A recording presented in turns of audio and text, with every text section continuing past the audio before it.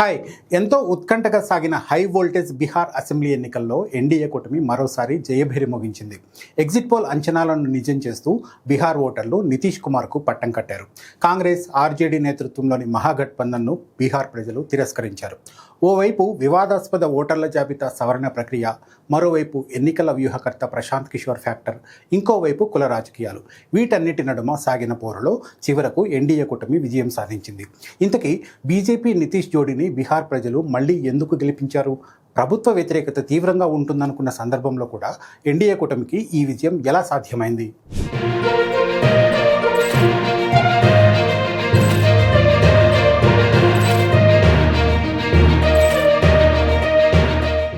ఎప్పుడు ఎవరు ఏ పార్టీలో ఉంటారో, ఏ పార్టీ ఏ కూటమితో జతకడుతుందో బీహార్లో ఊహించడం చాలా కష్టం. మిగతా రాష్ట్రాల సంగతేమో కానీ బీహార్ రాజకీయాలు చాలా టిపికల్గా ఉంటాయి. చాలా చిన్న చిన్న విషయాలు కూడా ఎన్నికల ఫలితాలను తారుమారు చేసేస్తాయి. అందుకే అన్ని పార్టీలు ఏ ఒక్క అంశాన్ని వదిలిపెట్టకుండా ఎన్నికల బరిలోకి దిగుతాయి. ఈ విషయంలో ఎన్డీఏ కూటమికి ఫుల్ మార్కులు వేయాల్సిందే. రాజకీయంగా ఎదురుగాలులు తప్పవనుకున్న విశ్లేషకుల అంచనాలను కూడా ఎన్డీఏ కూటమి పటాపంచలు చేసింది.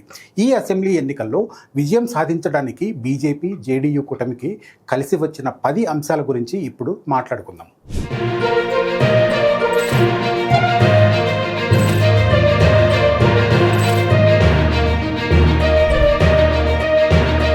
అభివృద్ధికి కులం ఉంటుందా?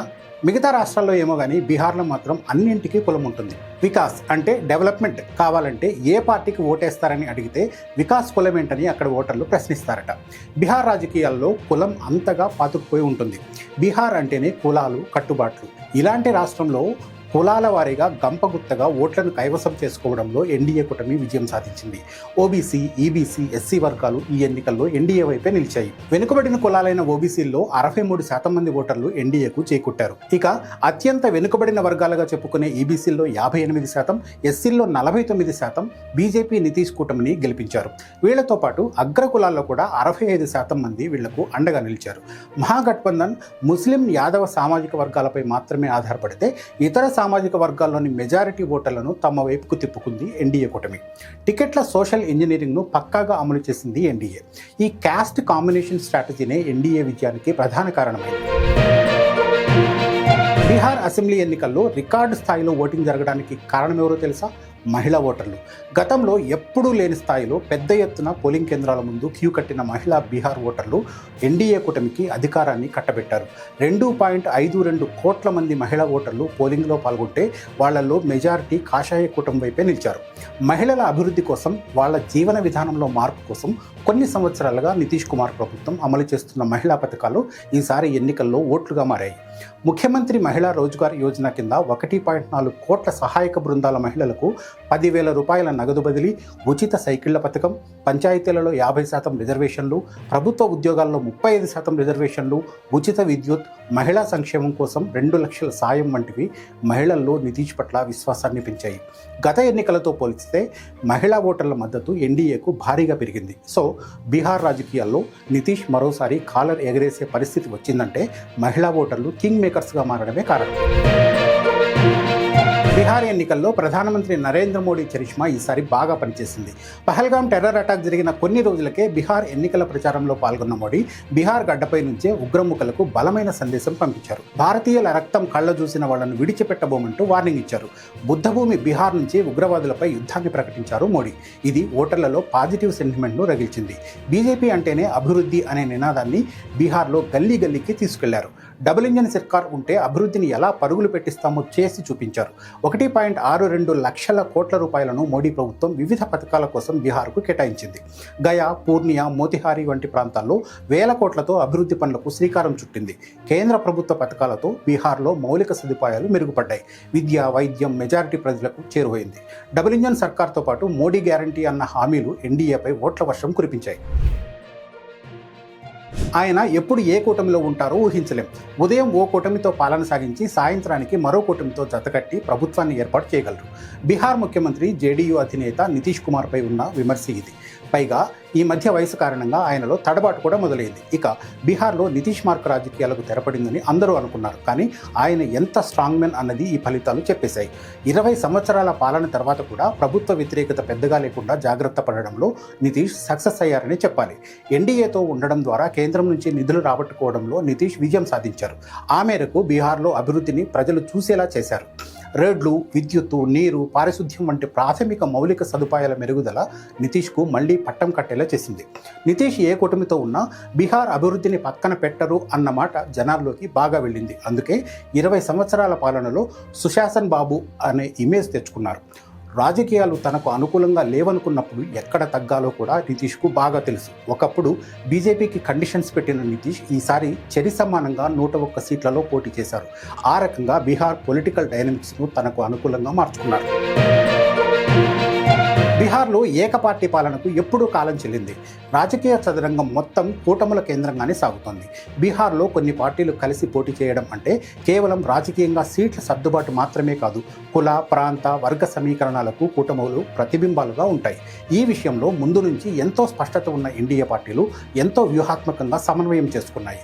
కలిసి పోటీ చేసినప్పుడు ఎన్నో విభేదాలు ఉంటాయి, కానీ ఎన్డీఏ వాటిని ఎక్కడా బయటకు రానివ్వలేదు. ఎన్డీఏను గెలిపించడం కోసం కూటమిలో ప్రధాన పార్టీలుగా ఉన్న బీజేపీ, జేడీయూ తమ ఫోకస్ను రాష్ట్రంలో విభిన్నంగా పెట్టాయి. బీజేపీ పట్టణాలు, మధ్యతరగతి, యువ ఓటర్ల మీద దృష్టి పెట్టగా జేడీయూ రూరల్ బీహార్, మహిళా వర్గాలు, కుర్మి, అహిర్ సమాజాన్ని ఆకట్టుకోవడానికి ప్రయత్నించాయి. మరోవైపు చిన్న పార్టీలే అయినా ఓటర్లను ప్రభావితం చేసే హిందుస్థానీ అవామీ మోర్చా, వికాసశీల్ ఇన్సాన్ లాంటివి కూడా చేజారకుండా చూసుకుంది. మహాగఠబంధన్తో పోల్చితే ఎన్డీఏలో కూటమిలో ఉన్న ఐక్యత ఆ కూటమికి బాగా కలిసి వచ్చింది. ఎన్నికలు గెలవడంలో ప్రచారం తర్వాత ముఖ్యమైనది బూత్ స్థాయిలో సమర్థంగా పనిచేసే వ్యవస్థ. ఎన్డీఏ ఈ అంశంలో స్ట్రాంగ్ గ్రౌండ్ నెట్వర్క్తో ముందుకెళ్లిందనే చెప్పాలి. ఆర్ఎస్ఎస్తో పాటు బీజేపీ క్యాడర్ గ్రామ స్థాయి వరకు గడప గడపకు పనిచేశాయి. ప్రతి పోలింగ్ బూత్కు 12 మందితో బృందాన్ని ఏర్పాటు చేసి ఓటర్లను గుర్తించడం, పోలింగ్ రోజు ఓట్లు వేసేలా చేయడంలో కీలక పాత్ర పోషించేలా చేశాయి. ఇక జేడీయూ కూడా తమకున్న స్థానిక నెట్వర్క్ను బలంగా వాడుకుంది. పంచాయతీ స్థాయి నాయకులు, మహిళా సంఘాలు, యువజన దళాలు తమ తమ ప్రాంతాల్లో ఓటర్లను సమన్వయపరిచి ఎన్డీఏకు ఓటు వేసేలా చేశాయి. ఒక రకంగా చెప్పాలంటే గ్రౌండ్ లెవెల్లో కేడర్, పై స్థాయిలో నాయకత్వం, వీటి మధ్య ఎలాంటి గ్యాప్ లేకుండా బూత్ మేనేజ్మెంట్ను సమర్థంగా నిర్వహించింది ఎన్డీఏ. డబుల్ ఇంజన్ సర్కార్ ఉంటేనే బీహార్లో సుస్థిర పాలన సాధ్యమని చెప్పిన ఎన్డీఏ కూటమి ఈ ఎన్నికల్లో బీహారీలపై హామీల సునామీ కురిపించింది. 1 కోటి ఉద్యోగాలు, మెగా స్కిల్ సెంటర్లు, మహిళలకు 2 లక్షల సాయం, 7 ఎక్స్ప్రెస్ వేలు, 10 ఎయిర్పోర్ట్లతో రాష్ట్రం రూపురేఖలు మార్చేయడం, పీఎం కిసాన్ ద్వారా ఎంఎస్పీ గ్యారంటీ, 50 లక్షల ఇళ్లు, ఉచిత విద్యుత్, ఇలా ఒక్కటేంటి అన్ని వర్గాలను ఆకట్టుకునేలా ఎన్డీఏ కూటమి ఇచ్చిన హామీలు కూటమికి విజయానికి ప్లస్ పాయింట్స్గా మారాయి. 1995-2005 మధ్య కాలంలో బీహార్లో అరాచక పాలన రాజ్యమేలింది. లాలూ ప్రసాద్ యాదవ్ ఆర్జేడీ పాలనను జంగిల్ రాజ్గా చెబుతారు. నేరాలు, కిడ్నాప్లు, అవినీతి ఇవన్నీ బీహార్ను ఆటవిక రాజ్యంగా మార్చేశాయన్న విమర్శలున్నాయి. మహాగఠబంధన్ అధికారంలోకి వస్తే మళ్లీ బీహార్లో జంగిల్ రాజ్ రావడం ఖాయమని ఎన్డీఏ విస్తృతంగా ప్రచారం చేసింది.